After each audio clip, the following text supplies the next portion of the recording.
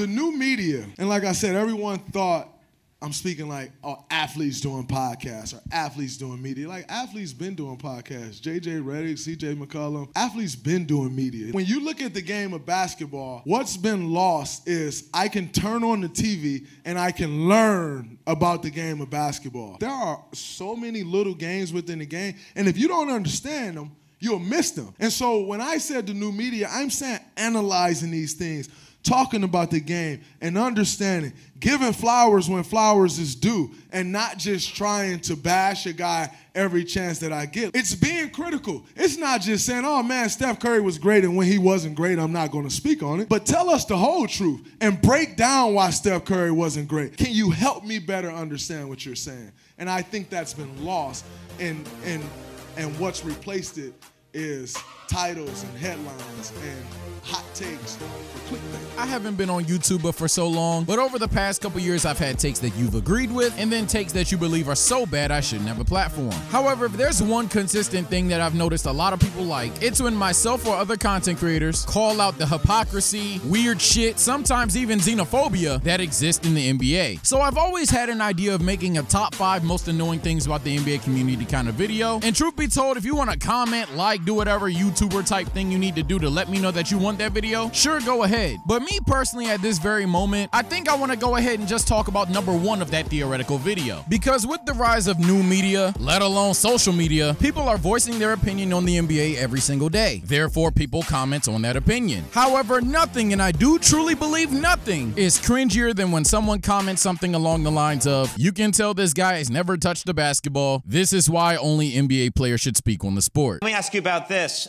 You are now an analyst. Okay, and you are analyzing other people's game on television. As a player, you famously hated it when commentators used to talk about your game. Now you're on the other side of it, analyzing their game.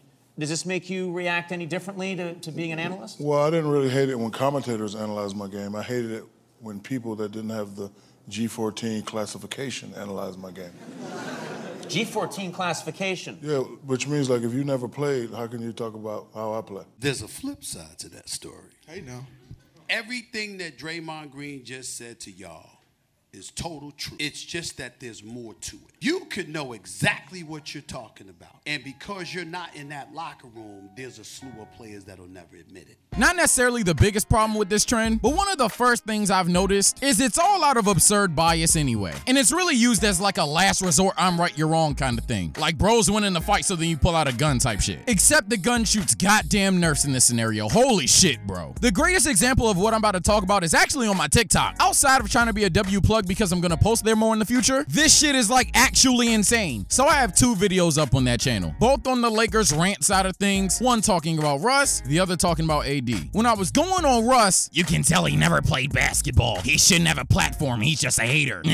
My pussy hurt. But then when I'm over here literally calling AD a Disney, saying he's in love with his therapist, and quite literally making nonsensical jokes that have nothing to do with basketball. Facts, oh my god, I was waiting for someone to say that. Oh, bitch. And this is why I refer to the people that say that as bad debaters, e-thugs, crayon eaters, or just people that do that shit for attention. How did I go from the goddamn messiah of the NBA to you saying the shit that nobody's ever said to a person that shouldn't talk about the entire sport? And what's really ironic about it is, for the most part, you don't get that kind of comeback if you're talking about an entire team or a defensive-minded, rough rider kind of player. This comeback really flares up when you talk about the more skilled players. The Steph Currys, Kevin Durant's, Damian Lillard's, Kyrie Irving's of the world, you know what I mean. Hezzy tween really done fucked y'all brains up. Got you relying on your fixed ass scouters 24/7, and when reality finally blitzed that motherfucker and them shits break, and someone says something that's just even slightly critical of your favorite player, you can tell that he's just never hooped, bruh. I don't even think I need to drag this point any further. Y'all pretty much get what I'm saying. But it's just wild to me. I've always found it a bit interesting that things such as roster construction, team rotations, play calling, and simply how to defend these guys in the NBA, things that an NBA player would actually have much more insight on, players be talking about, well, they ran a floppy one breakfast on me and I didn't know what to do. Like, huh? What is a floppy one breakfast? Literal terms I've never heard of in my life. You don't really get those kind of comments if someone disagrees with you. But things that are tracked to the easiest level, like 3-point shooting, mid-range shooting, passing the ball, disagree? You ain't ever hoop, bruh. It's always been a bit weird to me, but let's move on.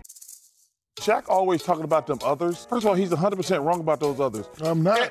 Everybody It's proven. First of all, everybody in the NBA can play. But until you have great players, that's what separates from the championship teams from the good teams. This is where I would defer to Shaq. When Shaquille O'Neal played against us, he and Hakeem balanced each other out. When we decided to double, what did Hakeem do? He kicked it to kicked out. That's exactly right. That's my point. But everybody, that's my But point. Kenny got to hit those 7 threes. Yeah, I know that. But I'm saying, you have to take the ball out the great player's hands. In the first hour, did you hear when I talked about viewing this through an organizational standpoint and having to pay James Harden $60 million? I just asked who fantastic players were. There's a lot of fantastic players. You named one person. I'm not trying to slander James Harden. There's a big difference. There's 40 or 50 fantastic players in the NBA, and not all of them are on max contracts, and you know that. You know who else is a fantastic player? Chris Paul. You're going to pay a guy that just had that player perform at $60 million at age 37. You're comfortable doing that as a GM and as an ownership group? Yes. Okay. Perk, what did Middleton prove last night? What I've been preaching time and time again, that he's the Batman of this team and Giannis is the Robin. It's okay to be the Robin. People think that's a bad thing. It's not. You know, not to leak something that's in the top 5 or 10 of the most annoying things in the NBA community, but fans really do not know what they want, bro, and it shows every day. Look, bro, while I understand it's awesome when guys like JJ Redick come onto the scene, schooling guys like Stephen A, who you guys may fucking hate at this point, or guys like Draymond Green and Pat Bev give you the unfiltered NBA shit that you wanted to hear from a person that's actually going against the person he's talking about. It's fucking awesome. Trust me. I know. In fact, I would say that there's a certain level of entertainment that comes from an NBA player talking about basketball that no matter what I do, I will never, ever, ever even halfway reach. But these players, I promise you, and I've said this to people that stand certain players as well in terms of just pure fandom, they're human beings, bro. They're not gods. And if they are gods, I'm atheist because the shit doesn't make sense then. So let me get this right. Not only are there players and Hall of Famers that just disagree with each other, which really is just a GG in terms of players always being right, because that literally couldn't be the case, then they would all objectively have the same take on everything. But you know, outside of players just disagreeing with each other, not just out of pure competition, but there's some players that refer to others as dirty players, annoying players, overrated players. But then it gets worse because you have players that dislike each other or hate each other over basketball takes. So I guess some of these gods are false prophets or some shit, I don't know. Speaking of false prophets though, what about people who players agree with? Like what if a nigga like me who's made several Kyle Kuzma rant videos got tagged by the leader of Kuzmania himself and he's all like, whoa, Sage, you used to really be on my dick, brother, but I'm not gonna lie. I've heard some of your recent takes about me on other platforms, even heard you got another video about me on the way. You all right with me, brother? What happens now? Am I like fucking Kakarot that just got a god ritual? Did Kuzma just bless me with the powers of a god? Do I just have limitless potential at this point? Because I was already seen as just a media head, but if I'm now a media head and have god powers, I guess I have the ability to go beyond the Super Saiyan god. Like, what is going on, bro? You tell me, what the fuck am I now? Or maybe I'm not a god, I'm like just some Herculean figure compared to human beings. No, wait, Achilles, because I still haven't played yet. That's the one weakness. A god could always have that trap card ready to go to shut me the fuck down. In the face of a true god, I'm still just a peasant, but in front of you peons, bow down, nigga. Kuz approves. Like, what?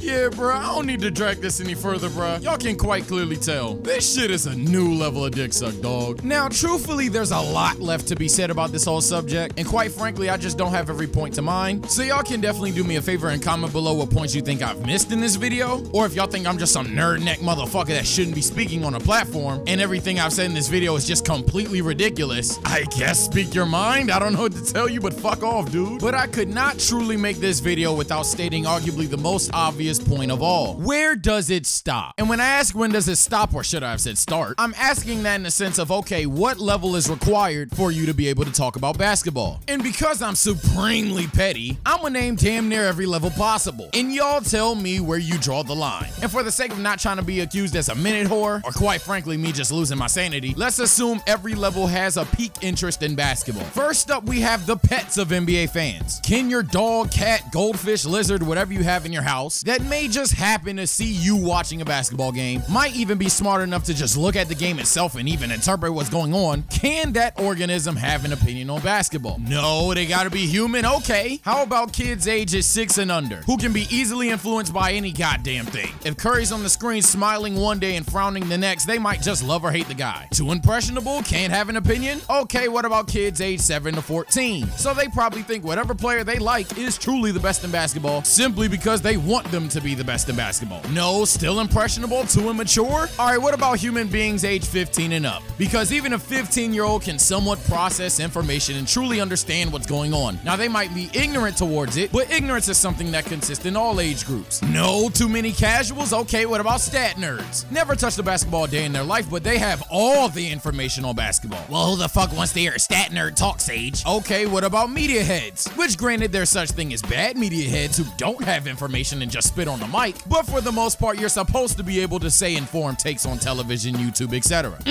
No good. I'm not hearing a lot of former players. Okay, bet. Fuck all of them niggas. What about neighborhood players? In fact, as long as you've played basketball on several occasions, even if it's just in the neighborhood, you solo everything we've mentioned thus far. Now, obviously, a neighborhood player and a high school player ain't built the same. High school to college D3 even ain't built the same. D3 ain't built like D2. D2 ain't built like D1 or G League or Euro League. But hey, you've touched a basketball, so I just know you know, bro. Like, you know, bro. But somehow, unfortunately, there's a tier of people that haven't played basketball before that are still above that college G League level. And that's the owners and GMs of the NBA. Look, I know some of y'all gonna tweak out. I got it wrong, bro. They ain't never touched the orange, bro. What you talking about, Sage? Bruh, they own the team. They run the roster, bruh. And I'm only talking about people that ain't even get drafted, bruh. They gotta know more, bruh, by default. I know that's a bit controversial. Comment below who you think knows more between a D1 college player, a G Leaguer, and the owner. But I'm gonna give it to the owners this time, bro. Sorry. Now, they can't fuck with players that actually have been drafted, though. A second-round NBA talent just knows more than the NBA owner because that man has touched the basketball and the other hasn't. And of course, it's sequential. A second-rounder doesn't know more than a first-rounder. First-rounder can't fuck with a lottery pick. Lottery pick can't fuck with number one. Then, and this is the last time I'm gonna bring up people that ain't hoop, bro. I promise. Everybody respect coach. Simple. Now, obviously, the GMs, owners, and coaches that have played are above the coaches, GMs, and owners that haven't. But that's the end of them, too, because at the end of the day, bro, they're old-ass men. They don't know what's going on today. And I would even argue a player that don't get no PT for being in the locker room in the practice just got it. Then, of course, you have your solid role players, your starters, your all-stars, your players that are capable of getting paid, all NBA players, your champions. Champions and MVPs are on the same level, but the finals MVPs are built different. Then you have your top 75 players, and then you have LeBron and Michael Jordan because you already know how that debate go. Oh, and my fault. If you haven't played basketball, but you played like football, ran track, box, UFC, whatever, I'd say you like right below actual NBA drafted talent. This shit is so stupid.